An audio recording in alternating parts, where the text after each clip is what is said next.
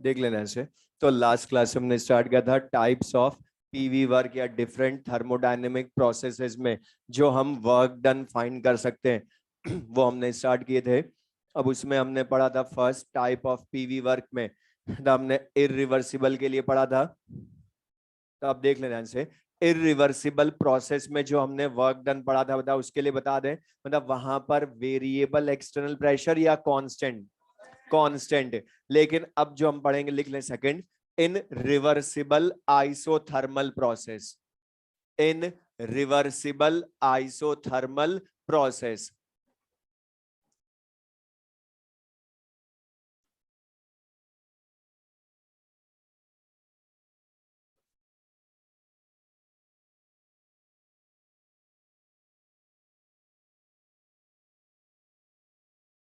अब reversible isothermal process, अच्छा था। रिवर्सिबल प्रोसेस में कोई जब वॉल्यूम V1 से V2 चेंज होता है तो मुझे बता वहां एक्सटर्नल प्रेशर कांस्टेंट या वेरिएबल, बोलो।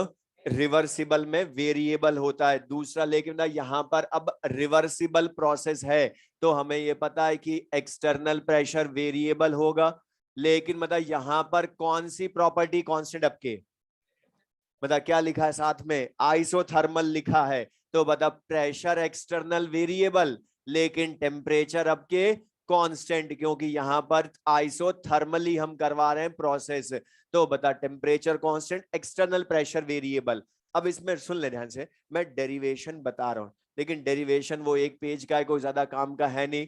तो मैं डेरिवेशन बस लिख रहा हूं, तुम्हें लिखने की जरूरत नहीं है। और वो तुम देख सकते हो कहां मिलेगा, मॉड्यूल में पेज नंबर 215 मॉड्यूल नंबर 1। तो वहां पर देख लें, खाली डायरेक्ट फॉर्मूला लिखना, हमने ज्यादा कोई काम का है नहीं, लेकिन बस हमें पता थ्योरी हमने यूज करने के लिए डेरिवेशन समझा रहा हूं। तो अब देख लें से, हमने बता बोला था जो एग्जाम्पल पढ़ा था वो अब हमारा यहाँ काम आना है। अच्छा मुझे था जब हमने रिवर्सिबल एक्सपेंशन पढ़ा था तो बता वहां वॉल्यूम V1 से V2 in a single step हो गया था या इनफाइनाइट स्टेप्स में।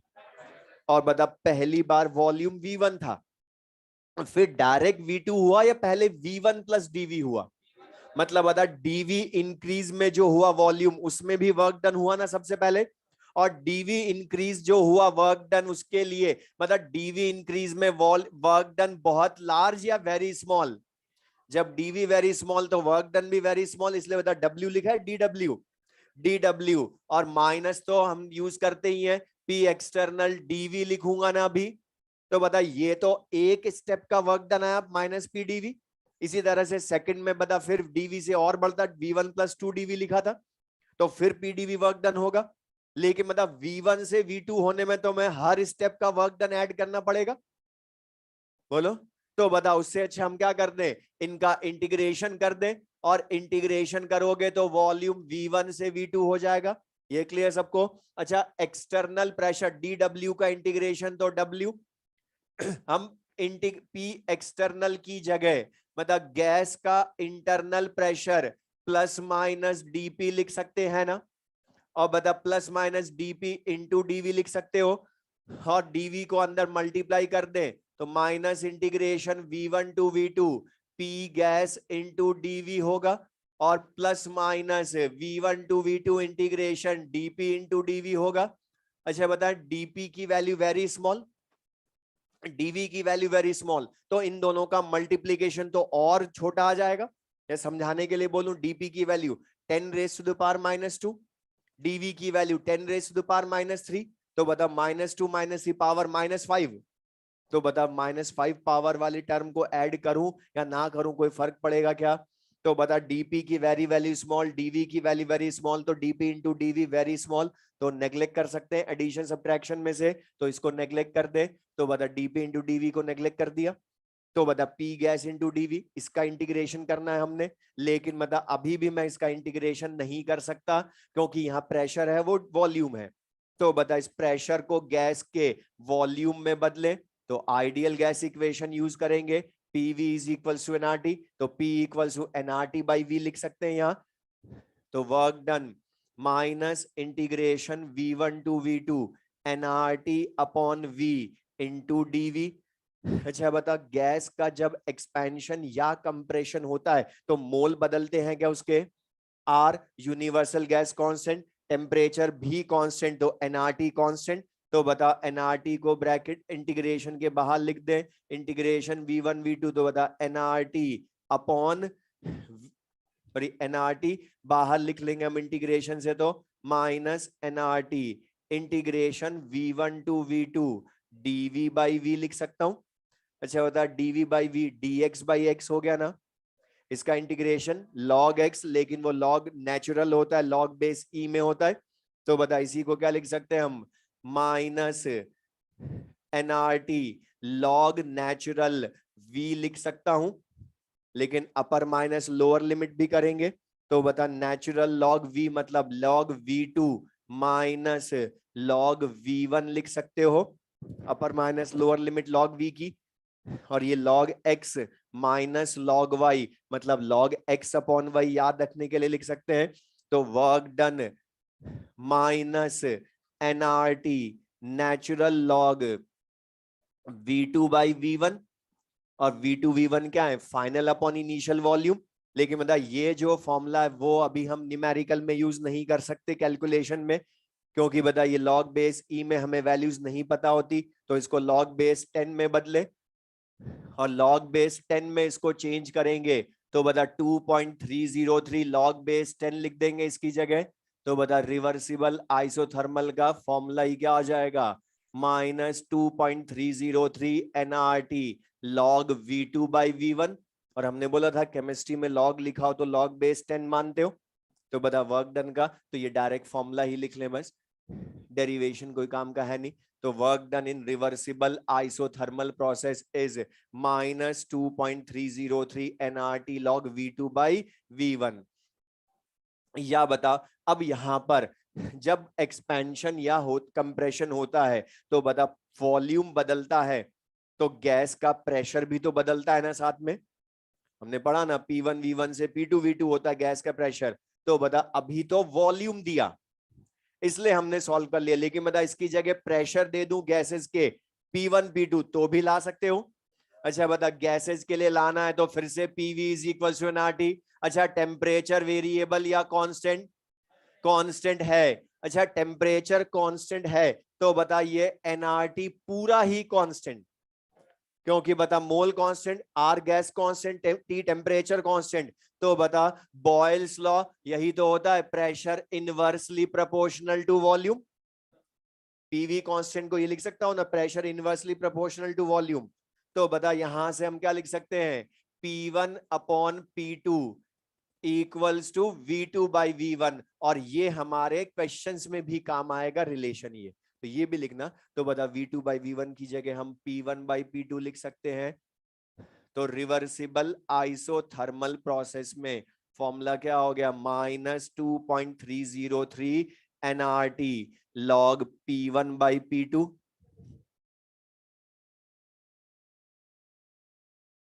और ये दोनों फॉर्मूला जो है इनको बता हम डायरेक्ट याद रख सकते हैं एक ही बार में, मतलब हमने है क्या करा, -2.303 nRT log V2 by V1 या P1 बाई P2, और हमने जो लास्ट क्लास में बताया इरिवर्सिबल का वर्क डन का जब फॉर्मूला पढ़ा था, तो बता वहां हमेशा -P डेल्टा V से वर्क डन लीटर एटीएम में ही आता है, लेकिन जूल या कैलोरी में बदलने के लिए कन्वर्जन करना पड़ता है, जबकि यहां बहुत सिंपल सा, बता तुम्हें वर्क डन जूल में पूछे तो बता आर की वैल्यू 8.314 जूल में पुट कर लेना इसी फॉर्मूले में, कैलोरी में पूछे तो यही 2 पुट कर लेना, लीटर एटीएम में पूछे तो 0.082 पुट कर लेना, टेम्परेचर तो अकेला है तो हर जगह केल्विन में लेते, तो कैलकुलेशन से हम कर लेंगे रिवर्सिबल आइसोथर्मल प्रोसेस का वर्क डन।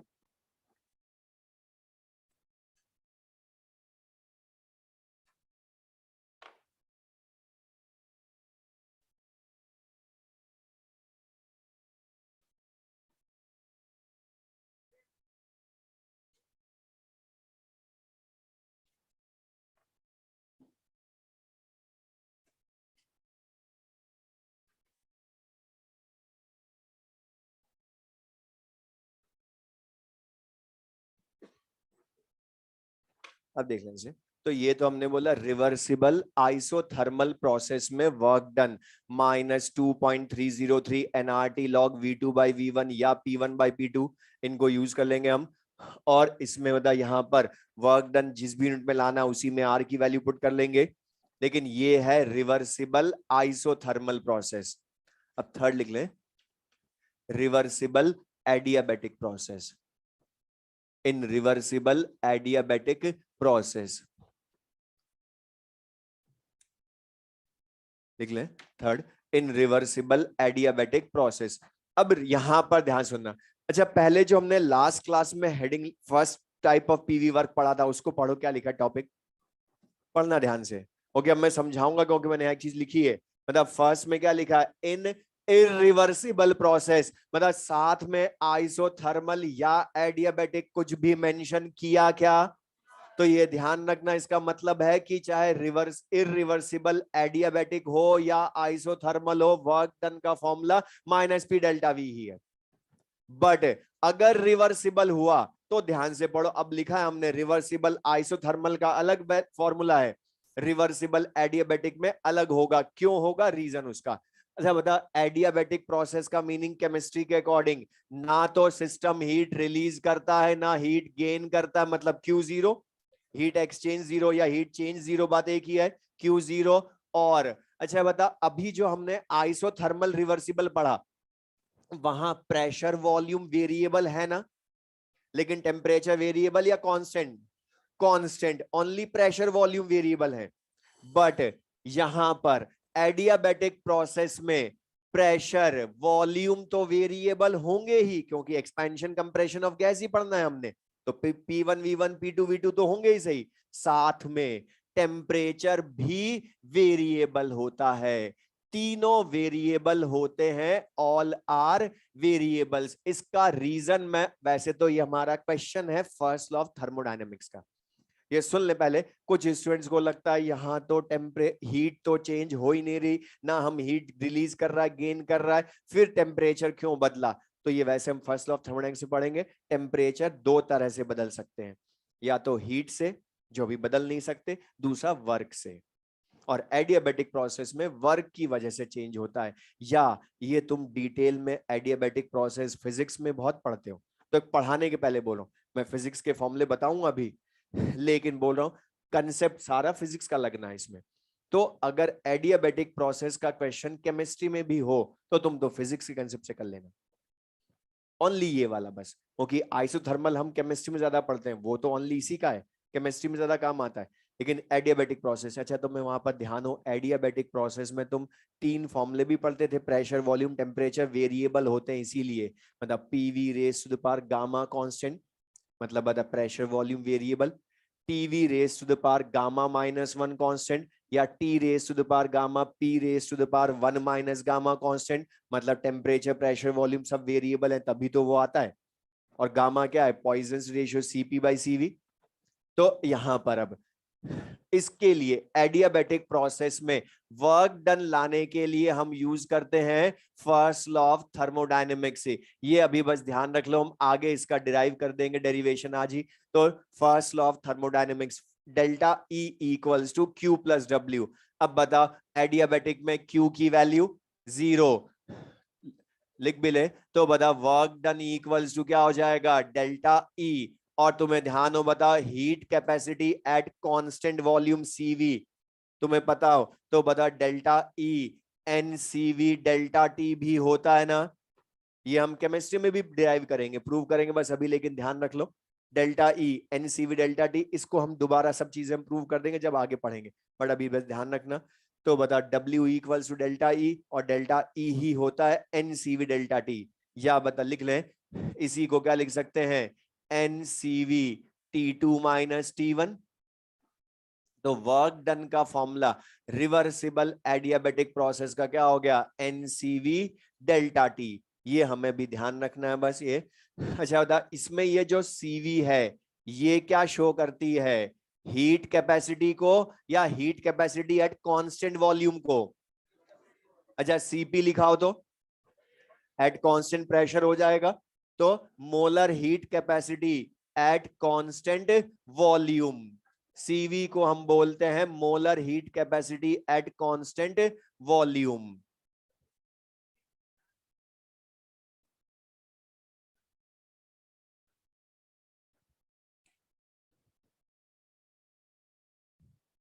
सुन ले, हर्ष कुमार आया है क्या? Form number 21037889, Harsh Kumar. तो देख ले यहां पे ध्यान से, तो molar heat capacity at constant volume. अब बेटा ये मोलर हीट कैपेसिटी में मतलब मोलर का क्या है, मतलब ये जो हीट कैपेसिटी है ये 1 मोल सब्सटेंस के लिए, 1 मोल गैस के लिए होगी ना। अच्छा था 1 मोल के लिए होगी, मतलब इसकी यूनिट में मोल इनवर्स या पर मोल होगा।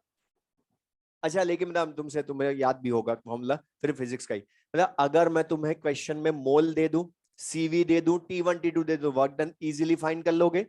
लेकिन मतलब मैं तुम्हें सीवी ना दूं, मैं तुम्हें दूं CP, heat capacity at constant pressure, तो बता ला सकते हो। मेयर्स फॉर्मूला बता क्या होता है, CP minus CV equals to R. तो बता ये फॉर्मूला भी बस चेंज करने, यहां जो केमिस्ट्री में करता है वो ये कि डायरेक्ट सीवी नहीं देगा सीपी दे देगा। तो बता हम ला सकते हैं यहां से CP minus CV equals to R. बस ध्यान रखना आर की वैल्यू का, कि सीपी या सीवी जिस यूनिट में होगी, अगर जूल में है तो आर भी 8.314 जूल में पुट करोगे, अगर कैलोरी में है तो 2 पुट करोगे। तो बता CP minus CV equals to R से ला सकते हो सीवी की वैल्यू, यहां पुट कर दोगे। या थर्ड, अब फिजिक्स की चीजें, मतलब मैं अगर तुम्हें गामा दे दूं या दोनों साइड्स सीवी से डिवाइड कर दूं, तो बता सीवी से डिवाइड कर दूं मैं दोनों साइड्स, तो बता CP by CV minus CV by CV equal to R by CV, ये कट गया 1। अच्छा सीपी बाई सीवी क्या होता है, गामा, तो बता gamma minus 1 equals to R upon CV, या बताएं CV equals to R upon gamma minus 1। और बताइए सीवी की वैल्यू इस फर्स्ट इक्वेशन में पुट कर दें हम, तो इसी का सेकंड फॉर्मूला हो जाएगा।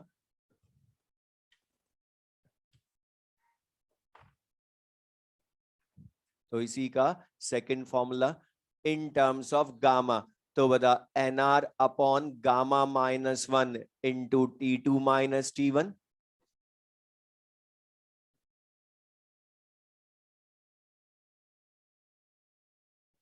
अच्छा लेकिन ना ये जो दोनों फॉर्मूले हैं इसमें तुम देखोगे तो बता हमें दोनों में T1 T2 ही गिवन हो तभी हम ये दोनों फॉर्मूले यूज कर सकते हैं ना।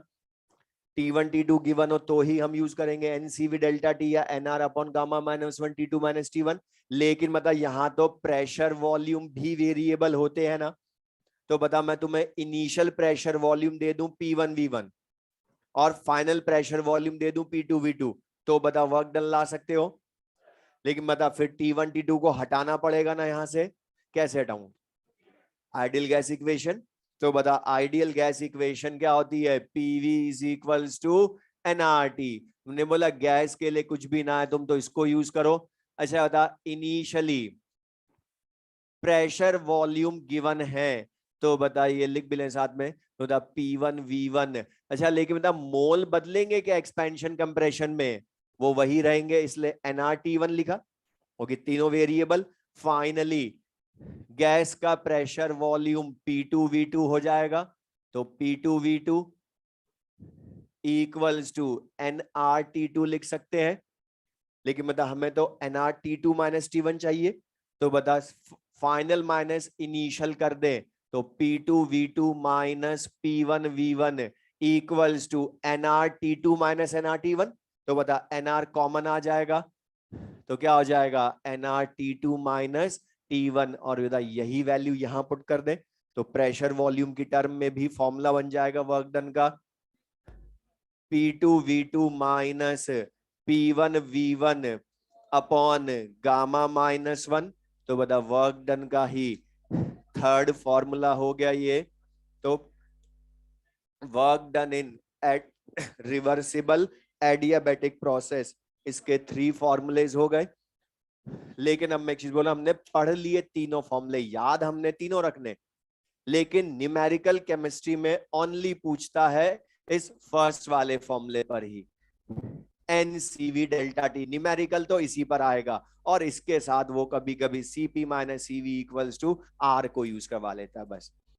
लेकिन ये दोनों फॉर्मूले याद होने चाहिए हमें, NRT2 minus T1 upon gamma minus 1 या P2V2 minus P1V1 upon gamma minus 1, ये और मैं ये, लेकिन ध्यान रखना मैं क्यों बोल रहा हूं, ये फिजिक्स में ही क्वेश्चन मिलना है, क्योंकि बता गामा का सारा कंसेप्ट डिग्री ऑफ फ्रीडम से बताते हो, और वो बता वो भी mono atomic, di atomic, poly atomic सबके लिए अलग अलग करते हो, तो ये वही मिलना है क्वेश्चन। लेकिन खाली फॉर्मूला पूछ लेता है कि which of the following is correct for an adiabatic process, तो हमें फॉर्मूला याद होना चाहिए बस ओनली।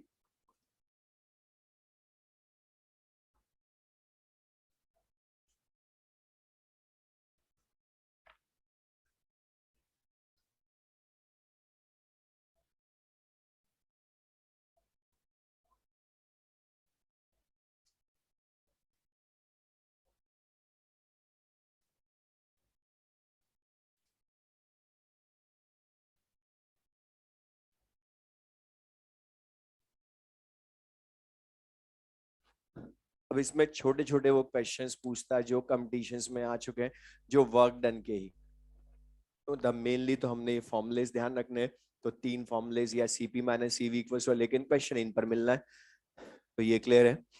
तो अब हमने बोला रिवर्सिबल, तो अब एक जनरल चीज बोल रहा हूं, जब भी तुम्हारा क्वेश्चन हो तो सबसे पहले ये ध्यान से पढ़ना कि उसने रिवर्सिबल प्रोसेस बोला है या इरिवर्सिबल, क्योंकि इरिवर्सिबल बोला तो हमेशा formula fix minus P delta V, लेकिन मतलब रिवर्सिबल हुआ तो आइसोथर्मल में अलग है और एडियाबेटिक में अलग है फॉर्मूला रिवर्सिबल में, तो वो चेक करना पड़ेगा हमें, और वो डायरेक्ट भी बोल सकता है या जो हमने थ्योरी पढ़ी उसकी लैंग्वेज को यूज करवाएगा। तो अब लिख लें fourth, in free expansion of gas in vacuum, work done. अब बता दो क्या होगा। अच्छा बता, वैक्यूम में एयर होती है क्या, तो बता जब एयर ही नहीं है तो एक्सटर्नल प्रेशर होगा या जीरो, मतलब बता gas against no external pressure expand होगी, तो बता फ्रीली होगी ना फिर वो, क्योंकि उस पर कोई प्रेशर ही एग्जर्ट नहीं होगा, तो नो एक्सटर्नल प्रेशर के अगेंस्ट, इसलिए नेम भी क्या बोला, फ्री एक्सपेंशन ऑफ गैस। जब वैक्यूम में एक्सपैंड होती है तो बता एक्सटर्नल प्रेशर की वैल्यू जीरो, लेकिन बता क्या डेल्टा V जीरो है क्या, तो बता minus P external delta V, तो वर्क डन भी क्या होगा, जीरो।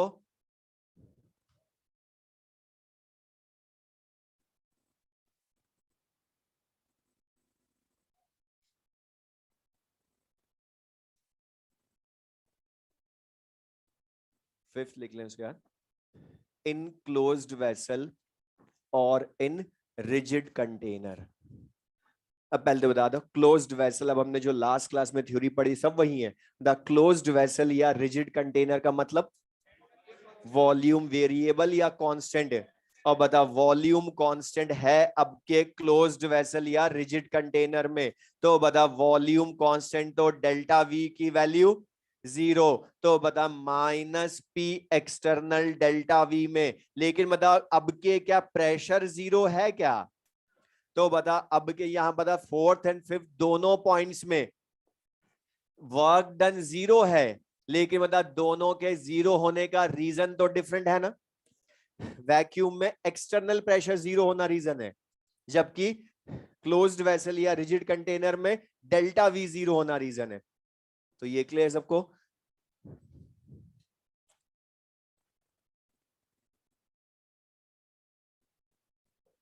अब इसी में एक और क्वेश्चन जो पूछता है वो भी हमें पता, अच्छा था अभी तक हमने जितनी भी थ्योरी पढ़ी अभी तक उनमें तुमने ध्यान से देखा हो, हमने हमेशा अकेली गैस का एक्सपेंशन या कंप्रेशन करवाया, मतलब कभी भी हमने केमिकल रिएक्शन यूज की क्या अभी तक, लेकिन केमिस्ट्री में ज्यादा तो केमिकल रिएक्शन के लिए ही पढ़ते हैं हम सब चीजें। तो लिख लें सिक्स्थ, हेडिंग लिखवा रहा हूं, लिख लें मैं जो बोल रहा हूं लिख लें, sixth, in an open vessel, in an open vessel for a chemical reaction, sixth, in an open vessel for a chemical reaction or phase transition or phase transition or phase transition, अब यहां जो लिखा, पहले मैं जो पूछूं बताना, बता इसमें कौन कौन सी प्रॉपर्टीज कांस्टेंट, हेडिंग ही पढ़ के बताओ। सबसे पहले क्या लिखा है, इन एन ओपन वेसल। अब बता ओपन वेसल में एक्सटर्नल प्रेशर वेरिएबल या कांस्टेंट है? कांस्टेंट। तो बता एक्सटर्नल प्रेशर पी आपके क्या है यहाँ, कांस्टेंट है। और दूसरा बता और क्या कांस्टेंट, बोलो। वेरी गुड, क्यों? फेज ट्रांजिशंस हमने लिखा था लास्ट क्लास में, अकर्स एट कांस्टेंट टेम्परेचर, और उनका सबका नेम फिक्स होता है। Fusion at boiling melting point only, solid से लिक्विड में। Vaporisation only at boiling point.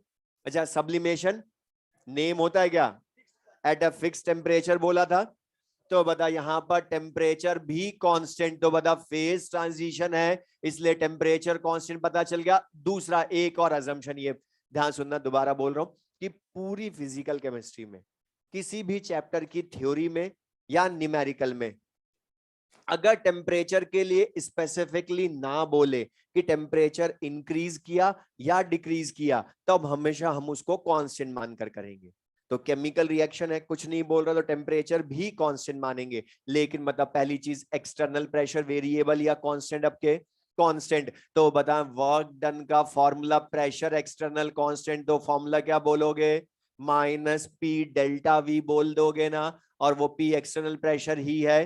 तो बता माइनस पी डेल्टा वी। अब बता लिख भी ले, तो बता वर्क ओपन वेसल में केमिकल रिएक्शन या फेज ट्रांजिशन में माइनस पी डेल्टा वी मतलब V2 माइनस V1 से ला सकते हैं ना। लेकिन ये कब ला सकते हैं, जब हमें प्रेशर पता हो और V1 V2 पता हो। लेकिन ध्यान रखना केमिकल रिएक्शन या फेज ट्रांजिशन में हमें प्रेशर वॉल्यूम देकर वर्क डन रेयरली पूछेगा।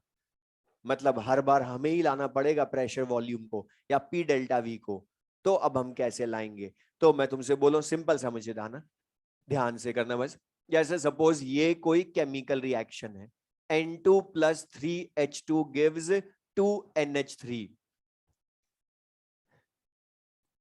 तो अब हमें पी डेल्टा वी की वैल्यू लानी है इसके लिए, तो वो तुम्हें ओनली टेम्परेचर देगा टी बस, और टी देगा तो हमें वर्क डन की वैल्यू लानी है पी डेल्टा वी को हटाकर, टेम्परेचर के टर्म में लाएंगे इसको।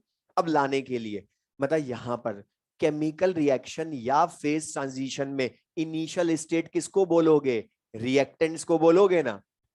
फाइनल स्टेट किसको बोलोगे, प्रोडक्ट्स को, क्योंकि फाइनली तो प्रोडक्ट ही मिलेंगे ना, इनिशियली रिएक्टेंट फाइनली प्रोडक्ट। अब ये कैसे करेंगे, तो बता इनिशियली प्रेशर वेरिएबल या कांस्टेंट। अच्छा बता इनिशियली टोटल मोल कितने रिएक्टेंट्स के, 4। अच्छा फाइनली कितने हो गए, 2। अच्छा बता टोटल मोल इनिशियली 4 थे, फाइनली 2 रह गए, तो बता वॉल्यूम सेम रहेगा क्या, बदलेगा। लेकिन बता क्यों बदल रहा है, क्यों किया, क्यों V1, और ध्यान रखना यहां जो ये V1 है ये टोटल वॉल्यूम ऑफ रिएक्टेंट्स को शो कर रहा है, और ये किसकी वजह से है, उसके टोटल मोल्स की वजह से। और बता जब वो अलग है N1, तो बता ये V1 भी होगा। फाइनली प्रोडक्ट के मोल फिर बदल गए, 2 रह गए 4 से, तो बता अब N लिखूं या N2, बोलो। N2 लिखेंगे तो बता यहां मैं क्यों अलग कर रहा हूं, N नहीं लिख रहा अब, क्योंकि अब केमिकल रिएक्शन है। तो बता अब तो बदलेंगे मोल, क्योंकि पहले 4 थे अब 2 रह गए। तो बता यहां पर N लिखो या N2, लेकिन टेम्परेचर T1 या T, क्योंकि कांस्टेंट है, और R और T कांस्टेंट। तो बता अब जब मोल बदल गए तो उनका वॉल्यूम भी बदलेगा, पहले 4 मोल का वॉल्यूम था इनिशियली, बाद में 2 मोल का रह गया वॉल्यूम। तो बता V1 V2 किसके हैं अब यहाँ, रिएक्टेंट और प्रोडक्ट के टोटल वॉल्यूम।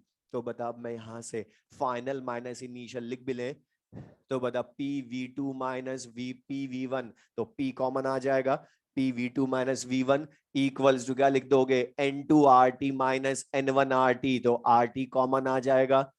अच्छा बताइए पी V2 माइनस V1 क्या है, डेल्टा V, तो P डेल्टा V। अच्छा जब V2 minus V1 delta V, तो ये भी तो मोल का डिफरेंस हो गया ना, तो डेल्टा N RT लिख सकते हो। बताइए यही P डेल्टा V तो लाना था हमें टेम्परेचर के टर्म में, तो यहां पुट कर दे, लिख लें। तो इसी का दूसरा formula minus delta N RT। तो बता ओपन वेसल में अगर केमिकल रिएक्शन होती है या फेज ट्रांजिशन होता है तो इसके लिए यूज कर सकते हो। लेकिन मुझे एक चीज बता दें, ये जो सेकंड वाला फॉर्मूला है, इसमें सॉलिड्स, लिक्विड्स, गैसेस सबके मोल कंसिडर करेंगे या ओनली गैसेस के? क्योंकि बताइए, ideal gas equation applicable only for gases, इसलिए हम गैसेस के लिए यूज करते हैं। इसलिए डेल्टा एन की जगह क्या लिखते हैं हम? डेल्टा एन जी, जिससे कि हमें ध्यान रहे है किसके लिए ये, मतलब बता, सॉलिड्स लिक्विड्स को कंसिडर नहीं करोगे इसमें, ओनली किसको कंसिडर करेंगे? गैसेस को। अब मैं तुमसे पूछूं, बता, इस N2 + 3H2 gives 2NH3, इसके लिए अगर मैं तुमसे डेल्टा एन जी पूछूं तो बता, बैलेंस्ड इक्वेशन को ही देखोगे ना। और ये क्या है? N2 - N1, मतलब प्रोडक्ट माइनस रिएक्टेंट, और कितनी वैल्यू? -2। अच्छा, ये जो तुम बोल रहे हो, ध्यान सुनना ध्यान से, हम बोल रहे हैं कि रिएक्टेंट्स के 4 मोल हैं, प्रोडक्ट्स के 2 मोल हैं, बट बताएं ये एक्चुअल में मोल है या स्टाइकियोमेट्रिक कोफिशिएंट्स हैं? और बताइए, 4 stoichiometric coefficients of gaseous reactants का सम है ना। प्रोडक्ट भी 2 हो सकते तो फिर सम वहां भी करता। तो बता, एग्जैक्ट ही लिख लेना हम फिर इसको, तो लिख भी लें, ये डेल्टा एन जी हम लाएंगे बैलेंस्ड इक्वेशन से। और कैसे लाएंगे? Sum of stoichiometric coefficients of gaseous products minus sum of stoichiometric coefficients of gaseous reactants.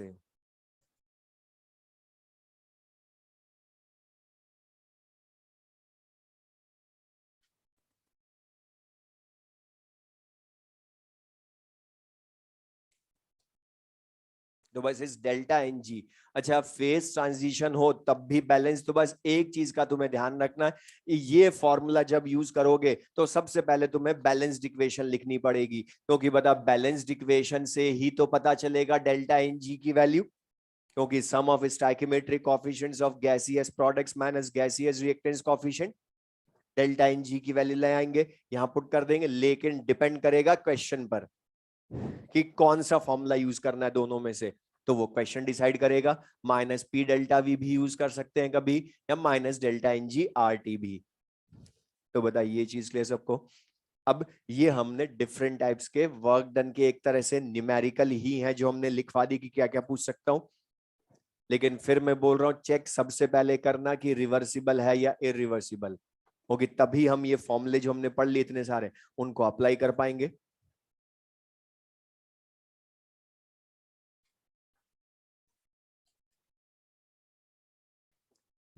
लिख लें क्वेश्चन। अब जो हमने पढ़ा, इनको यूज हमने किस तरह से करना है।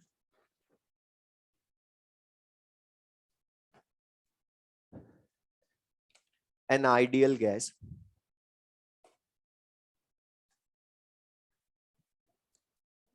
gas is expanded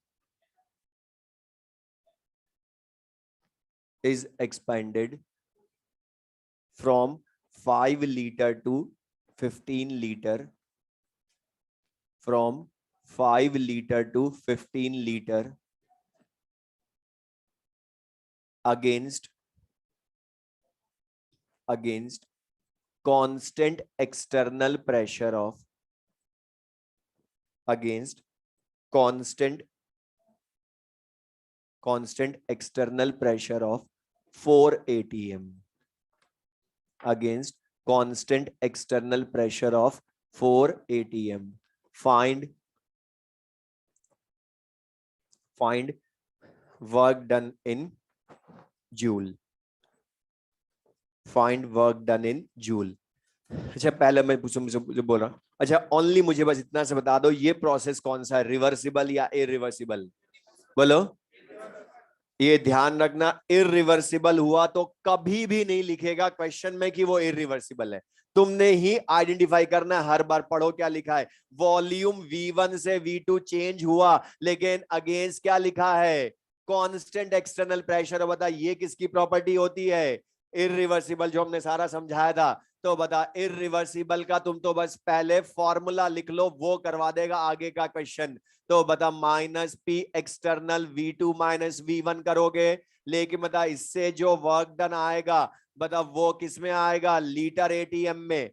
तो तुम्हें किस में पूछा है, जूल में, तो बता यही इंटू 101.3 जूल कर दो, तो बता आंसर आ जाएगा 4 into final volume 15 minus 5 into 101.3 joule. तो बता answer will be 4052 in joule. और एक चीज ध्यान रखना, ये जो क्वेश्चन है अभी मैंने खुद ने बहुत इजी कर दिया। क्यों? क्योंकि मैंने लिखा ऑप्शन में कि work done in joule find करें, लेकिन मतलब अभी ऑप्शंस नहीं थे, लेकिन ऑप्शंस होंगे तो तुम्हें चेक करना वहां पर कि वो जूल में आंसर दे रहा है या कैलोरी में या लीटर एटीएम में। तो ये क्लियर सबको? ये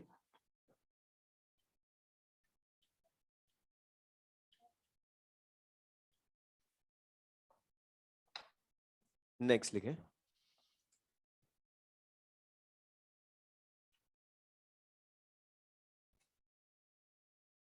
1 mole of an ideal gas,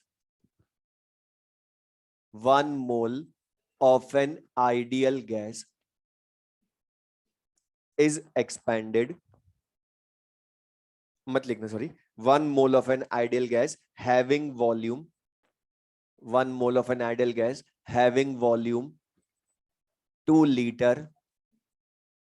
board पर लिख लें, 2 liter at 12 atm pressure, 12 atm pressure and 27 degrees Celsius, and 27 degrees Celsius is expanded isothermally,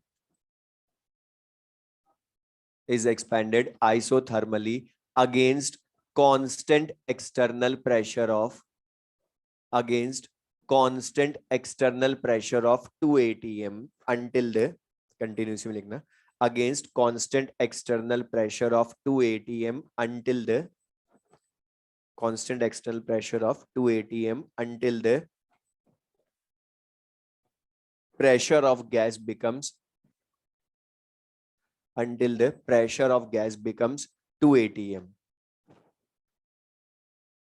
until the pressure of gas becomes 2 atm. Find work done in liter atm, find work done in liter atm.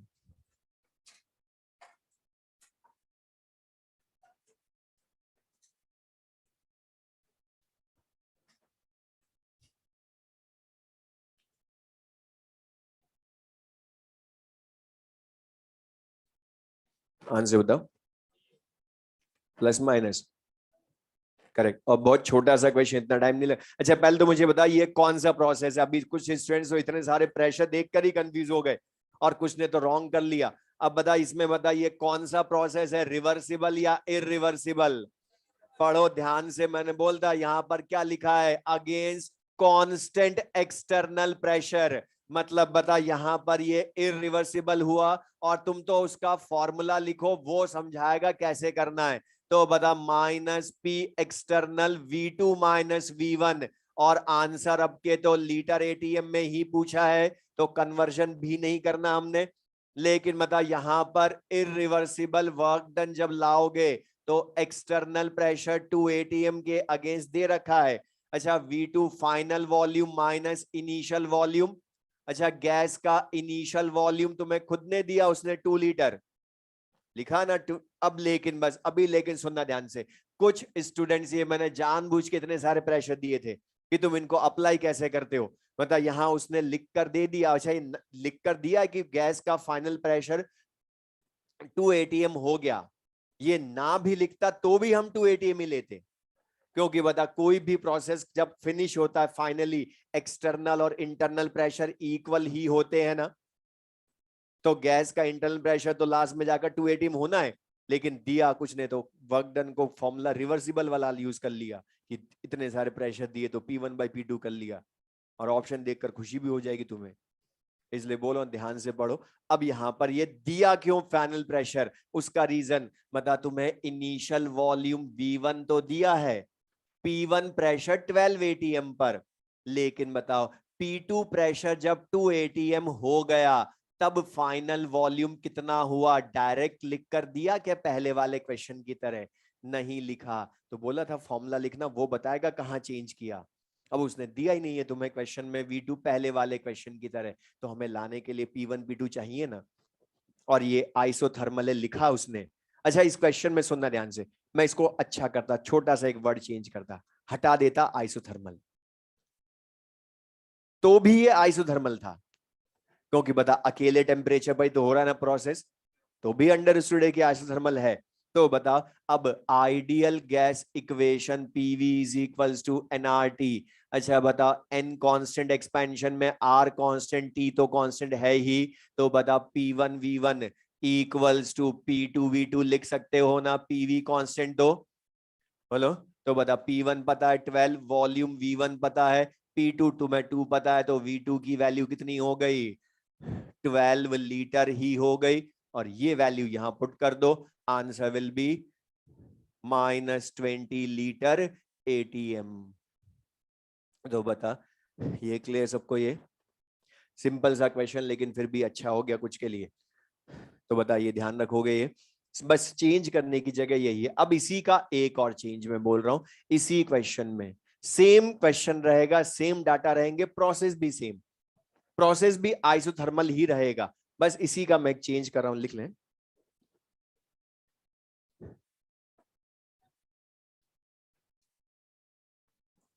लिख लें। If above process, if above process occurs, if above process occurs isothermal, if above process occurs reversibly, if above process occurs reversibly, then find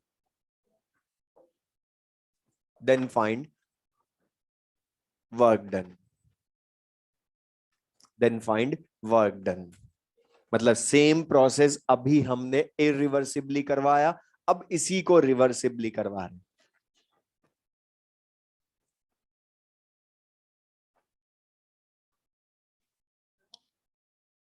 अच्छा बता reversible है वो तो उसने खुद ने बोल दिया, लेकिन बता रिवर्सिबल में भी दो तरह के हमने पढ़े हैं, आइसोथर्मल एडियाबैटिक। तो बता कौन सा है?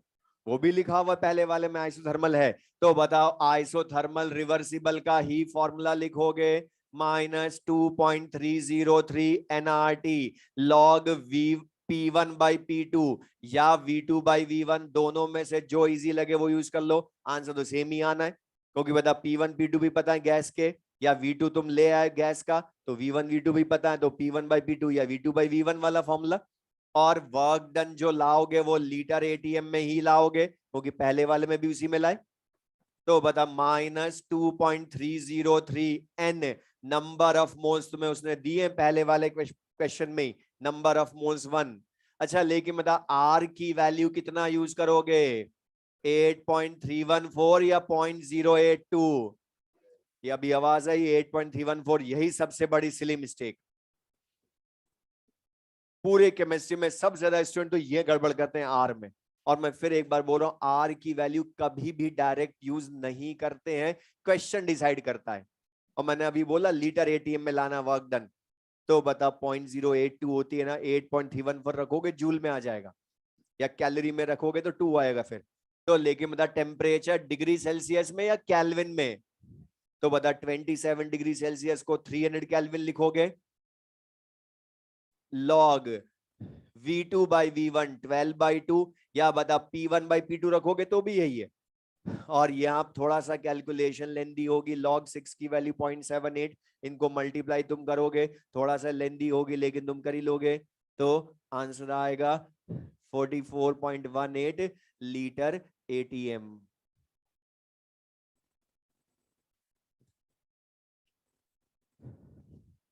44.818 लीटर ATM। अब यहां पर जिसके लिए मैंने एक क्वेश्चन दिया वो ध्यान सुनना, जो लास्ट क्लास में हमने थ्योरी में एक पॉइंट बोला था मैंने, पता है रिवर्सिबल एंड इरिवर्सिबल प्रोसेस होते हैं, पाथ होते हैं। पाथ होते हैं मतलब सेम प्रोसेस को हम रिवर्सिबली करवाएं, इरिवर्सिबल करवाएं तो पाथ बदलते हैं। लेकिन प्रोसेस तो एक ही है दोनों बार, लेकिन मतलब पाथ बदलता है। तो बता वर्क डन सेम आता है या डिफरेंट आता है? डिफरेंट आना चाहिए। क्यों? क्योंकि work done is path dependent. Path function होता है तो चेक कर लो, वर्क डन पाथ फंक्शन है। इरिवर्सिबल में सेम प्रोसेस करवाया तो वर्क डन का मैग्नीट्यूड कितना आया? 20, माइनस तो उसका साइन है। वर्क डन इरिवर्सिबल में करवाया सेम प्रोसेस, -20 लीटर एटीएम, लेकिन इसी को रिवर्सिबली करवा दिया तो ये -44.18 हो गया। मतलब बता मैग्नीट्यूड वाइज कौन सा एक्सपेंशन वर्क डन मैक्सिमम है? रिवर्सिबल एक्सपेंशन में या इरिवर्सिबल में? तो वो तुमसे इस पॉइंट को यूज करवाएगा। लास्ट क्लास हमने बोला वर्क डन जब पाथ फंक्शन है तो अलग अलग आना चाहिए सेम प्रोसेस को, तो हमने फिर से प्रूव करा न्यूमेरिकली भी उसी को पॉइंट को कि why work done is path function.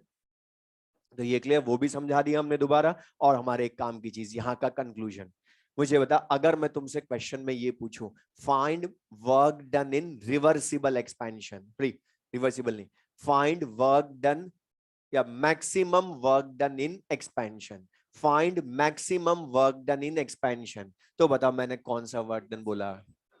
Indirectly अभी तो मैंने लिख दिया रिवर्सिबली, लेकिन मुझे ना लिखना हो, अच्छा करना हो, तो मैं क्या बोलूंगा? Maximum work done in expansion. तो यहां का कंक्लूजन लिख ले, नोट ये कि रिवर्सिबल एक्सपेंशन का जो मैग्नीट्यूड होता है वर्क डन का, वो इरिवर्सिबल एक्सपेंशन के वर्क डन के मैग्नीट्यूड से ज्यादा होता है।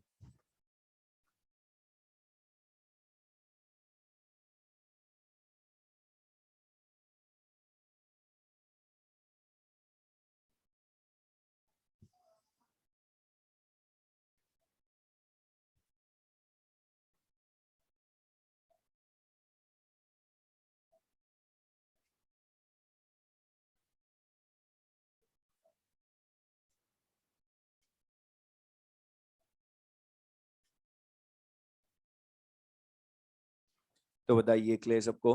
तो बता maximum work done in expansion पूछे तो भी हमें ध्यान आना चाहिए कि वो रिवर्सिबल एक्सपेंशन का ही वर्क डन पूछ रहा है। और why work done is a path function हमने न्यूमेरिकली भी प्रूव करा है। क्लियर सबको ये?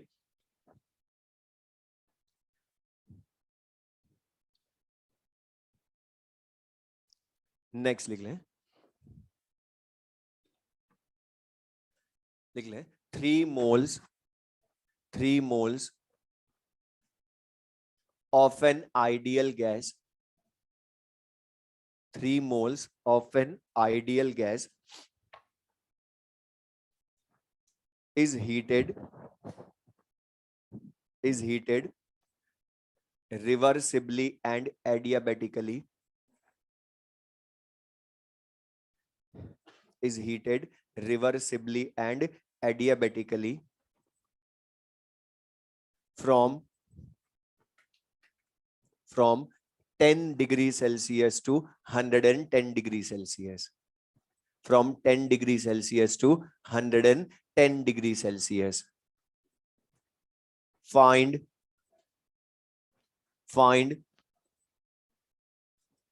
work done. Find work done if heat capacity at constant volume, if heat capacity at constant volume is, board पर लिख लें, is 20 joule per Kelvin per mole. Heat capacity at constant volume is 20 joule per Kelvin per mole. Is 20 joule per Kelvin per mole.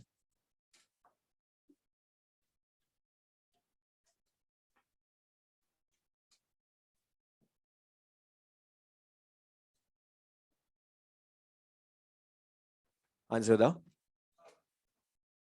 बहुत छोटा सा question. अच्छा था, इसने तो खुद ने लिख दिया रिवर्सिबल एडियाबेटिक बोला ना। और बता T1 T2 दिए टेम्परेचर, तो बता फिर हमें पता फॉर्मूला भी क्या यूज करोगे? NCV डेल्टा T यूज करोगे, T2 माइनस T1 लिखोगे उसकी जगह।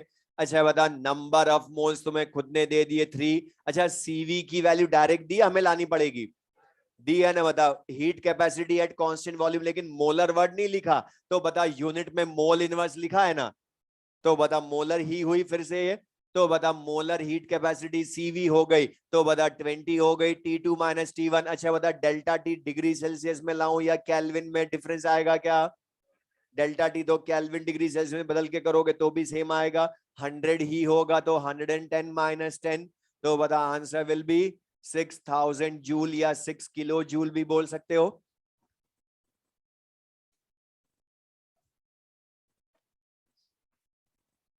नेक्स्ट क्वेश्चन लेंगे।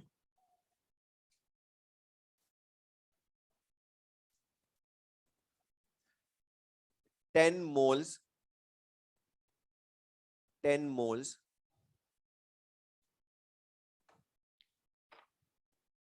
of an ideal gas,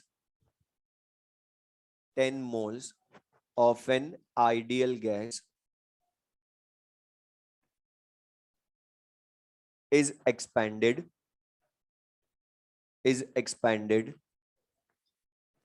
from 1 atm to 0.1 atm, from 1 atm to 0.1 atm at 227 degrees Celsius, at 227 degrees Celsius. Find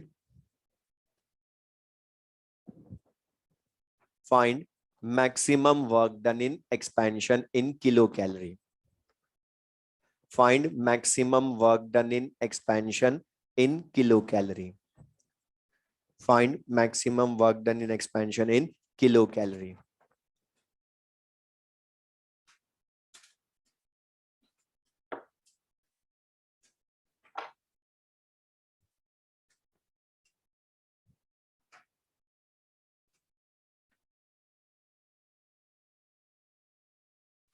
अच्छा ये कौन सा प्रोसेस आपके?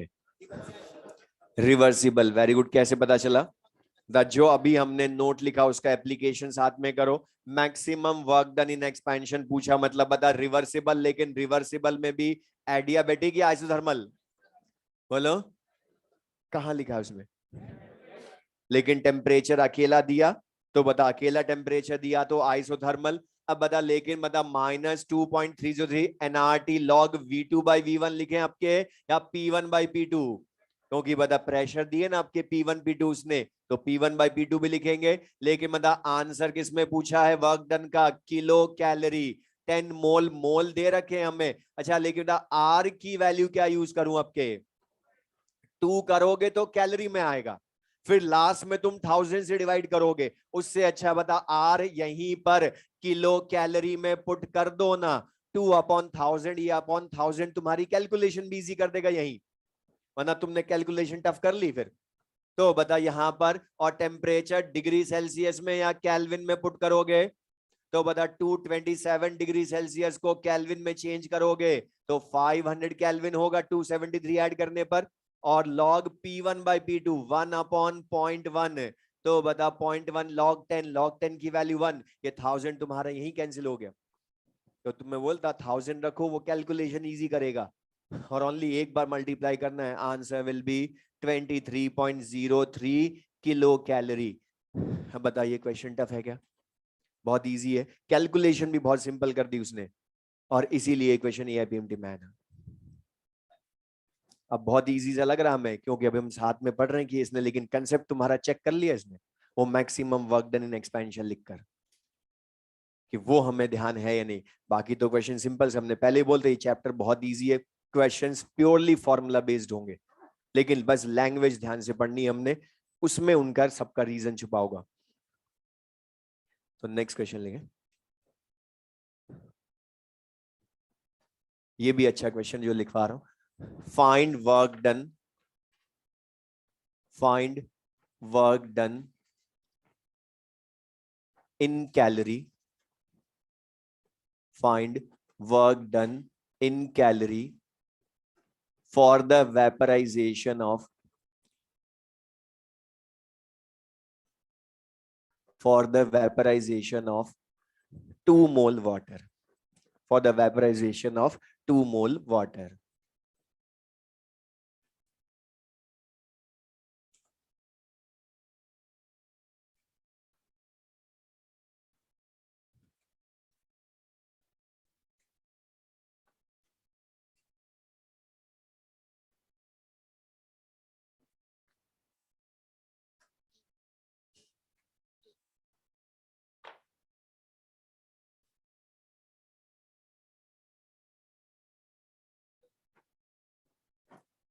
और बहुत छोटा सा क्वेश्चन है अभी, लेकिन बहुतों को तो लग रहा है कि इसमें सर टेम्परेचर लिखवाना तो भूल गए। तो जिनको लग रहा है उनको बोल रहा हूँ, जिनको नहीं लग रहा वो अच्छी बात है, वो गुस्सा मत हो।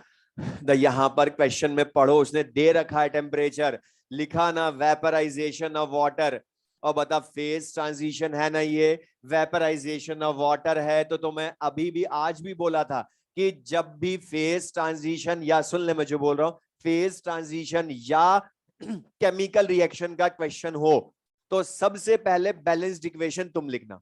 अगर उसने ना दी हो तो हम लिखेंगे, हमें वो समझाएगा फॉर्मूला कैसे करना है। अच्छा बता, वाटर का वेपराइजेशन मतलब लिक्विड से वेपर में बदलेगा ना वाटर, और बता लिक्विड से जब वेपर में बदलेगा तो इसको वेपराइजेशन बता किसी भी टेम्परेचर पर बोल देते हो या ओनली एट बॉइलिंग पॉइंट बोलते हो। और बता वाटर का बॉइलिंग पॉइंट तुम्हें बचपन से पता है 100 डिग्री सेल्सियस, तो वो क्यों लिख कर देगा? अगर कोई दूसरा लिक्विड होता तो लिख कर देता। तो बता, अब यही तो तुम्हें सोचना था कि टेम्परेचर दे रखा है, और बता टेम्परेचर पता है तो फेज ट्रांजिशन के लिए वर्क डन का फॉर्मूला मतलब माइनस पी डेल्टा वी या minus delta n g R T होता है। लेकिन पी डेल्टा वी यूज कर नहीं सकते क्योंकि V1 V2 नहीं पता, और लाएंगे भी तो भी बहुत लेंदी हो जाएगा। तो बता माइनस डेल्टा एन जी ले आए, आर बता किस में रखोगे 2, अब ओनली 2 क्योंकि कैलोरी में पूछा है। टेम्परेचर डिग्री सेल्सियस की जगह 373 केल्विन पुट करोगे, तो बता डेल्टा एन जी तुम सही ले आए तो आंसर आ जाएगा। और डेल्टा एन जी लाओगे तो बता sum of stoichiometric coefficient of gaseous products 1 minus gaseous reactant है ही नहीं तो कोएफिशिएंट नेग्लेक्ट कर दो उसका, तो डेल्टा एन जी की वैल्यू 1, और ये डेल्टा एन जी की वैल्यू तुमने यहां पुट कर ली तो आंसर रॉन्ग आएगा। Very good. अभी जिनका -746 आया, तो जिनका आया वो रॉन्ग है, वो तो हम नहीं बोल रहा हूं। अब सुन ले ध्यान से, अब ये ऐसी क्वेश्चन ये, अच्छा यहां पर ध्यान सुनना, डेल्टा एन जी की वैल्यू 1 नहीं रख सकता क्योंकि पढ़ो उसने 2 मोल वाटर का वेपराइजेशन, मैंने बोलते छोटा सा क्वेश्चन फिर भी बहुत अच्छा। एक तो टेम्परेचर तुम्हें सोचना है, दूसरा 2 मोल के लिए वेपराइजेशन करवाया, तो था ये तो 1 मोल का आया ना यहां से, ये तो 1 मोल वाटर के लिए वेपराइजेशन का डेल्टा एन जी है, और तुम्हें तो 2 मोल का पूछा है। तो बता 2 मोल वाटर का वेपराइजेशन होगा तो 2H2O liquid gas 2H2O gas लिखोगे, या डायरेक्ट इसी से कर लो। 1 मोल के लिए डेल्टा एन जी 1 तो 2 मोल के लिए 2, तो इनटू 2 करना था, आंसर विल बी -1492 कैलोरी। अच्छा था, ये किस किस का फर्स्ट टाइम में सही आया? फर्स्ट टाइम में, वेरी गुड। अच्छा -746 किस किस का आया? अब ये ध्यान रखो, ये नहीं कि नहीं आता था तुम्हें क्वेश्चन, क्वेश्चन आता था हमने, लेकिन केयरलेस मिस्टेक, सिली मिस्टेक भी नहीं बोलूंगा, ये तो जानबूझ के करने वाली मिस्टेक, ये हमने पढ़ा ही नहीं क्वेश्चन ध्यान से कि 2 मोल के लिए पूछ रहा है, इसलिए मैं बोल रहा हूं अब ये जितने तरह के मैं चेंज कर सकता हूं वो मैंने सब बता दिए, बता कर लेंगे अब इनके वर्क डन के। और ये फेज ट्रांजिशन केमिकल रिएक्शन आगे बहुत काम आनी है, इसलिए अभी से ध्यान से करो चेंज करने की। अच्छा एक चेंज में वर्बली बोल रहा हूं, सुन ले। हमने पढ़ा था कि अभी तक जितने भी हमने क्वेश्चन के जहां भी मोल लाने थे हमने मोल डायरेक्ट दिए, लेकिन अगर मैं सबके मासेस दे दूं तो भी मोल ला सकते हो, मास अपॉन मॉलिक्यूलर वेट से हम ले आएंगे मोल, तो कर लेंगे। अब यहां तक तो हमने पढ़ा, सब चीजें क्लियर है। अब एक और चीज हमने बोला था इस पूरे चैप्टर में सबसे ज्यादा हमें 4 एनर्जीज पढ़नी है, internal energy, enthalpy, entropy, Gibbs energy. तो लिख लें उसमें इंटरनल एनर्जी कैपिटल ई या कैपिटल यू से हम रिप्रेजेंट करते हैं, इंटरनल एनर्जी ई या यू दोनों में से किसी से भी रिप्रेजेंट करें। अब इंटरनल एनर्जी का मीनिंग क्या है? सिंपल सा, मैं इसका नेम ही बता रहा है, energy stored with in a system, मतलब उसके अंदर की एनर्जी, और किसी भी सिस्टम के अंदर की एनर्जी बता उसमें प्रेजेंट सब्सटेंस की वजह से ही होगी ना, और सब्सटेंस में भी किसकी वजह से होगी? उसके पार्टिकल्स मतलब एटम्स एंड मॉलिक्यूल्स की वजह से। तो ये इंटरनल एनर्जी है क्या? एटम, किसी भी सिस्टम में जो एटम्स एंड मॉलिक्यूल्स हैं वो जितने टाइप की पॉसिबल एनर्जी शो करते हैं उन सब एनर्जीज का सम ही हम क्या बोलते हैं, इंटरनल एनर्जी। तो लिख लें, it is sum of it is sum of all possible sum of all possible kinds of energies, sum of all possible kinds of energies of atoms and molecules, of atoms and molecules in a system, of atoms and molecules in a system, in a system। लिख लें board पर से। अब ये जो atoms and molecules होते हैं, मतलब वो डिफरेंट टाइप की पॉसिबल एनर्जी शो करते हैं। अब बताओ, उनके पार्टिकल्स का मूवमेंट होगा तो मूवमेंट या मोशन की वजह से काइनेटिक एनर्जी होगी, पोटेंशियल एनर्जी इंटरमॉलिक्यूलर फोर्सेस या बॉन्ड स्ट्रेंथ की वजह से होगी, और लिख लें बोर्ड पर जो मैं लिख रहा हूं, it is kinetic energy movement की वजह से, पोटेंशियल एनर्जी बॉन्ड अट्रैक्शन या इंटरमॉलिक्यूलर फोर्सेस की वजह से, इलेक्ट्रॉनिक एनर्जी मतलब एटम के अंदर इलेक्ट्रॉन स्पिन करेंगे तो due to spin of electrons, electronic energy. जब वो रोटेट करेगा इलेक्ट्रॉन एटम के अंदर, तो बता न्यूक्लियस और इलेक्ट्रॉन में अट्रैक्शन होगा, उसकी वजह से न्यूक्लियर एनर्जी।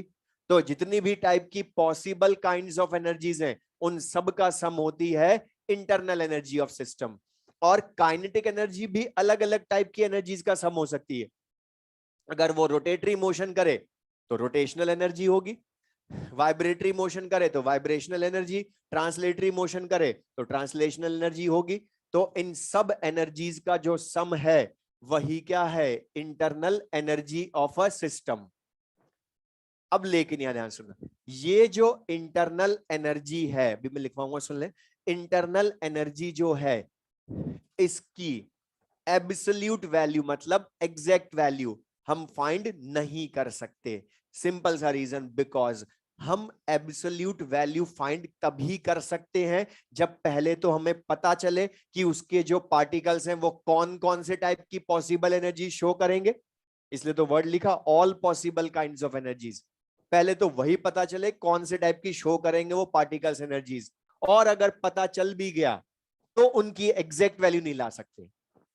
कैसे? जैसे इलेक्ट्रॉनिक एनर्जी, ये एग्जैक्ट ला ही नहीं सकता मैं, क्योंकि हाइजेनबर्ग्स अनसर्टेनिटी प्रिंसिपल, पोजीशन करेक्ट आएगी तो मोमेंटम रॉन्ग, मोमेंटम करेक्ट तो पोजीशन रॉन्ग, तो एग्जैक्ट ला नहीं सकता। दूसरा, न्यूक्लियर अट्रैक्शन भी एग्जैक्ट नहीं ला सकता, हम अप्रॉक्स लाते हैं वो, मतलब इलेक्ट्रॉन और न्यूक्लियस में अट्रैक्शन कितना होगा वो एग्जैक्ट नहीं ला सकते हम। तो बता, ये भी एग्जैक्ट नहीं बता सकते, ये नहीं बता सकते, तो बता इनका सम एग्जैक्ट आएगा क्या फिर? तो बता हम एब्सोल्यूट वैल्यू ला ही नहीं सकते इंटरनल एनर्जी की। दूसरा, ना हमें जरूरत है, हमें एग्जैक्ट की जरूरत भी नहीं है इसके। क्यों? क्योंकि हम थर्मोडायनेमिक्स में एनर्जी पढ़ते ही नहीं है, हम तो एनर्जी चेंजेस पढ़ते हैं। सबसे पहले हमने यही बोला था कि डिफरेंट केमिकल फिजिकल प्रोसेसेस में एनर्जी चेंजेस स्टडी करते हैं। तो डेल्टा ई ला सकते हैं हम, change in internal energy, with the help of bomb calorimeter. कैसे लाते हैं आगे बताऊंगा। With the help of bomb calorimeter delta E मतलब डायरेक्ट डेल्टा ई ला सकते हैं हम। तो लिख लें, the absolute value of the absolute value of internal energy E, the absolute value of internal energy E cannot be determined. Internal energy E cannot be determined, but we can determine, but we can determine change in internal energy delta E, but we can determine change in internal energy delta E by bomb calorimeter, by bomb calorimeter, by bomb calorimeter। तो बता, अगर मैं delta E लाऊंगा, लिख भी लेना board पर से, अगर बता मैं डेल्टा ई फाइंड करूंगा तो E final minus E initial ही देखूंगा ना, वैल्यू स्टेट इनिशियल फाइनल ही देखूंगा। लिख लें delta E equals to E final minus E initial. लेकिन बता इनिशियल और फाइनल वैल्यू क्या एग्जैक्ट ला सकते हो क्या? ओके एब्सोल्यूट ला ही नहीं सकता मैं, लेकिन डिफरेंस ला सकते हैं, वो हम पढ़ेंगे आगे, बॉम्ब कैलोरीमीटर या दूसरा यूज मैं बता देता हूं साथ में, first law of thermodynamics. Practically तो हम बॉम्ब कैलोरीमीटर से लाते हैं, लेकिन मतलब क्लास में जब करते हैं तो प्रैक्टिकल तो करते हैं नहीं, तो हम थियोरेटिकली लाते हैं with the help of first law. First law बनाया इसी के लिए, मतलब हमने पढ़ा ना आज भी formula delta E equals to Q plus W, मतलब Q और W एग्जैक्ट ला सकते हो तो डेल्टा E आ जाएगा ना एग्जैक्ट, जरूरत ही नहीं है E की एग्जैक्ट वैल्यू की। नेक्स्ट पॉइंट लिख लें इसी में, it is an extensive property, it is an extensive property and state function, it is an extensive property and state function।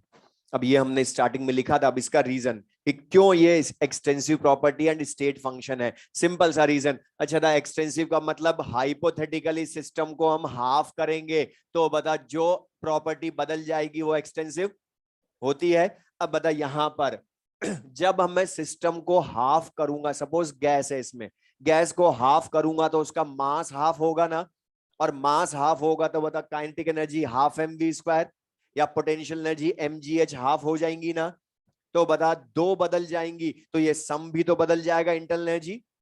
तो बता इंटरनल एनर्जी इंटेंसिव या एक्सटेंसिव? अमाउंट चेंज करने पर चेंज हो गई एक्सटेंसिव। और दूसरा जब इसका मेजरमेंट करोगे तो पाथ देखोगे या ओनली इनिशियल फाइनल वैल्यू, मतलब इनिशियल फाइनल स्टेट देखोगे तो पाथ डिपेंडेंट या इंडिपेंडेंट, मतलब स्टेट फंक्शन हुई। दूसरा अब एक चीज ध्यान रखना, अब आगे जो मैं बता रहा हूं उस थ्योरी का सबका यूज करने के लिए ये ध्यान रखना, थर्मोडायनेमिकली मतलब हम सबसे ज्यादा चेंज अभी तक भी जो हमने किया वो प्रेशर वॉल्यूम टेम्परेचर में ही किया ना, तो थर्मोडायनेमिकली प्रेशर वॉल्यूम टेम्परेचर बदलने पर ध्यान रखना इलेक्ट्रॉनिक और न्यूक्लियर एनर्जीज चेंज नहीं होती हैं इन अ प्रोसेस। क्यों? क्योंकि ये प्रेशर वॉल्यूम टेम्परेचर पर डिपेंड ही नहीं करती। अगर करती होती तो बता तुमने एटॉमिक स्ट्रक्चर चैप्टर में कभी भी प्रेशर वॉल्यूम टेम्परेचर यूज किए क्या? नहीं करे। तो बता फिर वो डिपेंड करती नहीं है, इसलिए तो यूज नहीं करे, करती तो अफेक्ट होता। तो बता यहां पर अब मैं तुमसे पूछूं, ध्यान से मुझे बताना, बता कि अगर मुझे इंटरनल एनर्जी चेंज करनी है तो बता ये दोनों तो कभी बदल नहीं सकती, इलेक्ट्रॉनिक न्यूक्लियर एनर्जी, लेकिन बता काइनेटिक एनर्जी तो बदल सकती है ना, पोटेंशियल एनर्जी तो थर्मोडायनेमिकली प्रेशर वॉल्यूम टेम्परेचर या बदलने पर बदल सकती है। तो बता मैं ये बोल दूं internal energy depends on kinetic energy and potential energy. अब जो भी चीज मैं तुमसे क्वेश्चन पूछूंगा इसका वो यहां से बताना है तुम्हें बस, के ई प्लस पी इनका चेंज जिसमें हो गया तो इंटरनल एनर्जी बदल जाएगी, ये दोनों चेंज नहीं हुई तो इंटरनल एनर्जी कांस्टेंट रहेगी। अब लेकिन पहले हमें पता हो कि काइनेटिक एनर्जी मेनली गैसेस के लिए या किसी के लिए भी डिपेंड किस पे करती है, तो तुम ही बता दो। सबसे ज्यादा बता काइनेटिक एनर्जी को अफेक्ट करने के लिए पूरी केमिस्ट्री में तुम किसको बदलते हो? टेम्परेचर। बचपन से यही पढ़ रहे हो, टेम्परेचर बढ़ाने पर काइनेटिक एनर्जी बढ़ती है। तो बता ये thermodynamically kinetic energy mainly depends on temperature, क्योंकि प्रेशर वॉल्यूम तो अफेक्ट करते ही नहीं है, इसको नेग्लिजिबल करते हैं। तो काइनेटिक एनर्जी इसी तरह से लिख लो शॉर्ट में साथ में, kinetic energy depends on temperature. अच्छा बता ये पोटेंशियल एनर्जी किस पर डिपेंड करती है? बोलो। इंटरमॉलिक्यूलर फोर्सेस ऑफ अट्रैक्शन पर करती है ना। अच्छा अगर अकेली गैस है तो तुम क्या बोलते हो अकेली गैस में, कि उसमें वैंडरवाल फोर्सेस हैं या हाइड्रोजन बॉन्ड्स हैं? बोलो। तो बता इंटरमॉलिक्यूलर फोर्सेस की स्ट्रेंथ, लेकिन अब यहां सुन ले एक चीज सुन लो, मतलब वही गैस अगर केमिकल रिएक्शन या फेज ट्रांजिशन में इन्वॉल्व हुई तो बता फिर वो बॉन्ड स्ट्रेंथ पर डिपेंड करेगी, क्योंकि वो रियल गैस बन जाती है फिर। और बता तुमने बॉन्ड स्ट्रेंथ पर भी डिपेंड करवाया पोटेंशियल एनर्जी को, केमिकल बॉन्डिंग तुमने स्टार्ट करी, सबसे पहले यही पढ़ा था कि दो एटम्स में जब बॉन्ड बनता है तो पोटेंशियल एनर्जी डिक्रीज होती है, मतलब बता बॉन्ड स्ट्रेंथ भी तो अफेक्ट करती है ना इसको। तो केमिकल रिएक्शन या फेज ट्रांजिशन में हम इसको क्या बोलेंगे? डिपेंड्स ऑन आईएमएफ या ऑन बॉन्ड स्ट्रेंथ है।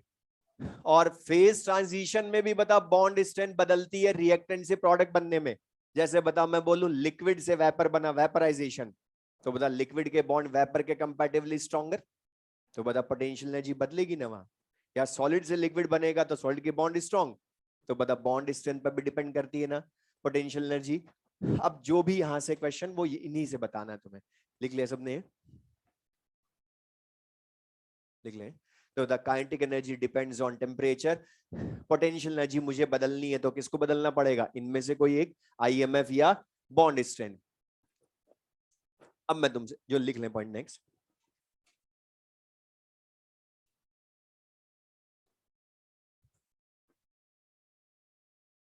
लिखे internal energy,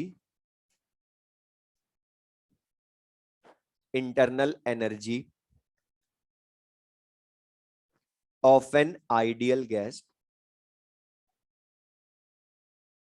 internal energy of an ideal gas depends only on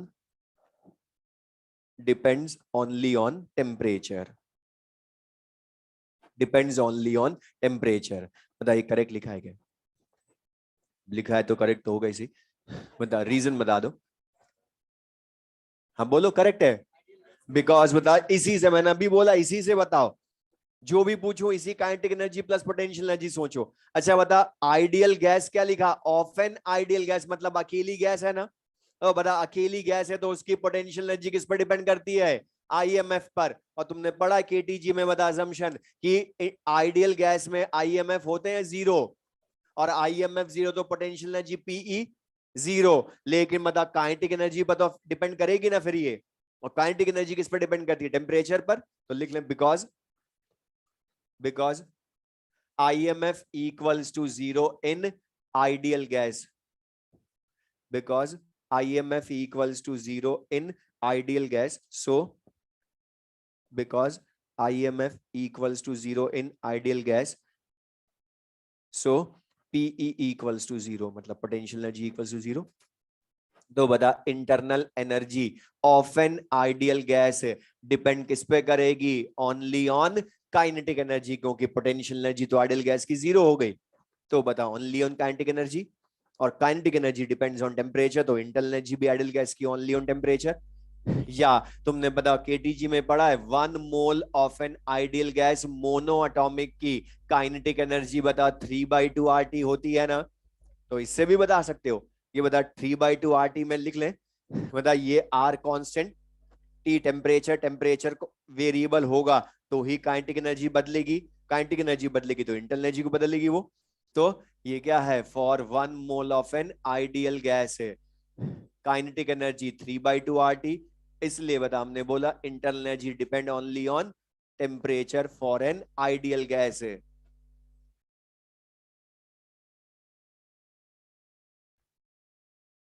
next लिख लें बोर्ड पर से इसी के लिए, इसी पॉइंट को, लास्ट पॉइंट को यूज करके अब तुम मुझे क्वेश्चन बताना जो लिखा है बोर्ड पर, और ये बहुत बार कंपटीशंस में आ चुका है। थ्योरी का पॉइंट भी बोल दो या क्वेश्चन बोल दो। Isothermal expansion of an ideal gas है, मतलब इसके लिए डेल्टा ई की वैल्यू क्या होगी हमें नहीं याद, तो तुम तो सिंपल सा जो अभी थ्योरी पढ़ी वो अप्लाई कर लो। अब बता क्या बोला? Only expansion of an ideal gas या आइसोथर्मल? अच्छा बता आइसोथर्मल है तो टेम्परेचर वेरिएबल या कांस्टेंट है? अच्छा टेम्परेचर कांस्टेंट तो काइनेटिक एनर्जी कांस्टेंट, और काइनेटिक एनर्जी कांस्टेंट तो बता इंटरनल एनर्जी वेरिएबल या कांस्टेंट है? और बता इंटरनल एनर्जी कांस्टेंट, तो इसका मतलब क्या है कि इनिशियल फाइनल स्टेट पर इंटरनल एनर्जी डिफरेंट होगी या सेम? सेम होगी। तो इनिशियल और फाइनल इंटरनल एनर्जी की वैल्यू इक्वल, तो बता इनका चेंज क्या आएगा? जीरो। तो बता अकेली आइडियल गैस का एक्सपेंशन या कंप्रेशन भी करवा ले तो भी डेल्टा ई जीरो आना है, लेकिन सब जगह या ओनली आइसोथर्मल में? Isothermal expansion of an ideal gas, और रीजन क्योंकि पोटेंशियल एनर्जी जीरो उसके लिए, और काइनेटिक एनर्जी चेंज हो नहीं रही क्योंकि टेम्परेचर कांस्टेंट है।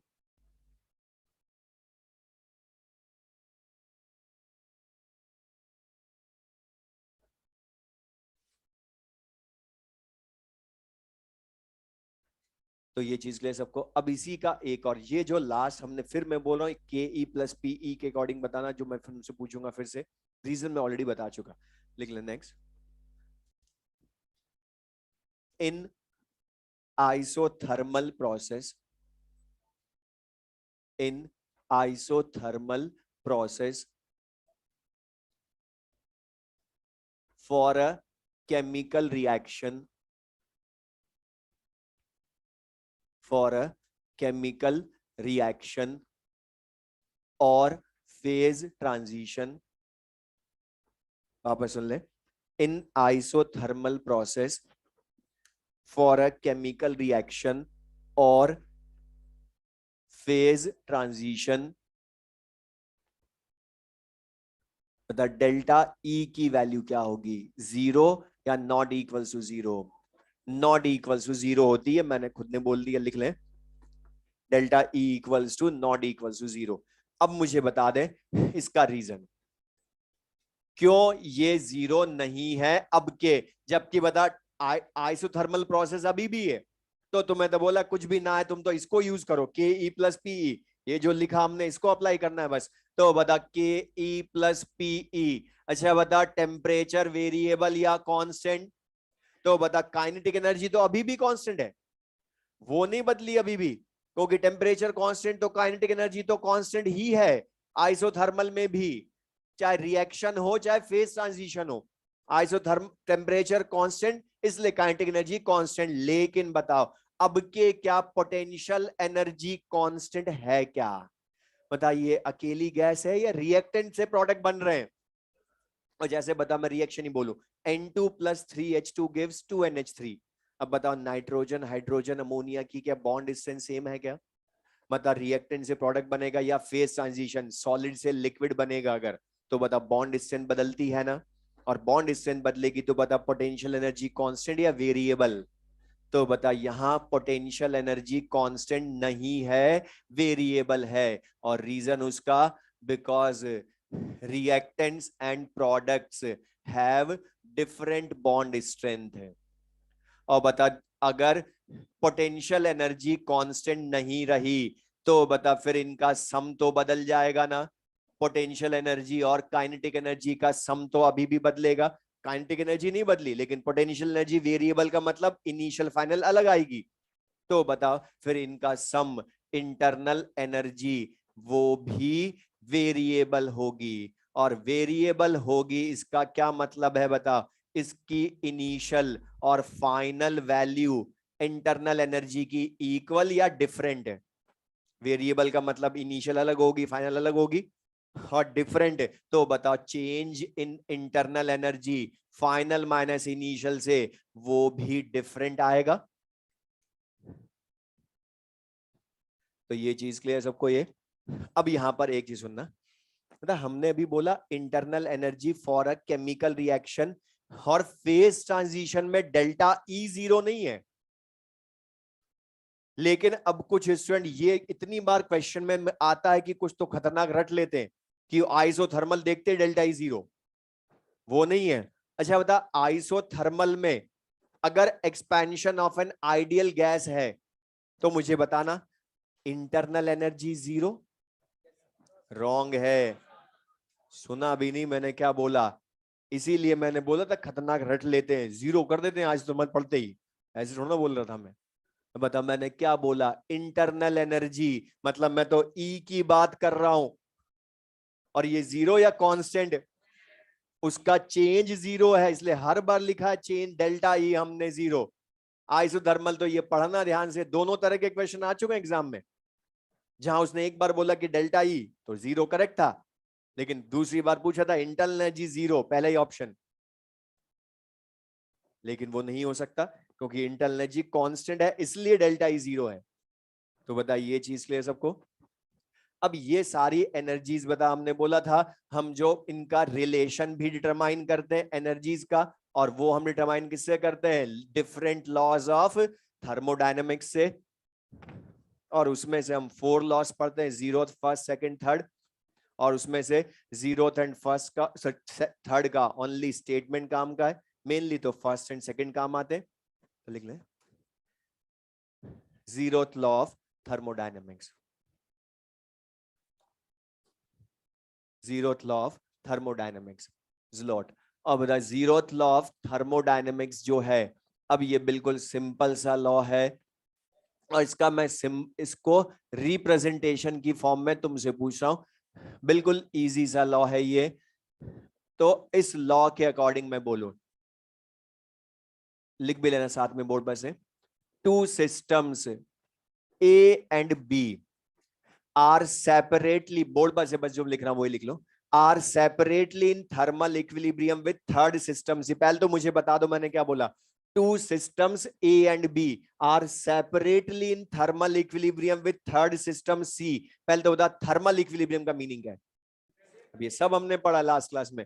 बता टेम्परेचर इक्वल, मतलब बता क्या है, T A equals to T C, ये तुम्हें बता दिया उसने थर्मल इक्विलिब्रियम बोलकर, और T B equals to T C. तो बता when A and B are in thermal equilibrium with third system C, then बताओ A and B are also in thermal equilibrium with each other.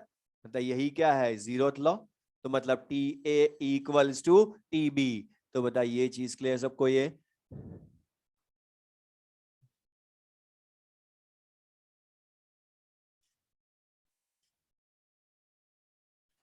तो बता T A equals to T C या T B equals to T C, तो T A equals to T B.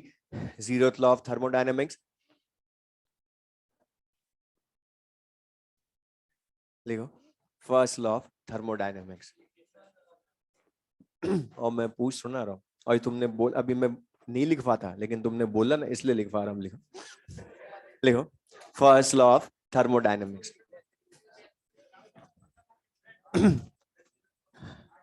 अब तो मैंने बोल दिया था, अब मैं लिख दे, लिख बता दिया नहीं।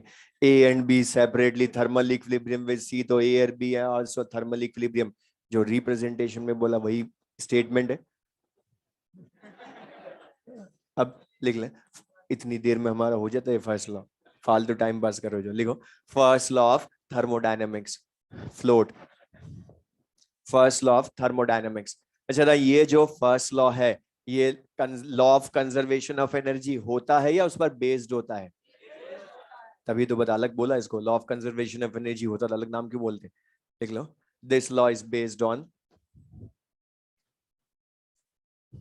This law is based on law of conservation of energy, this law is based on law of conservation of energy। अब बाकी हम नेक्स्ट क्लास में पढ़ेंगे।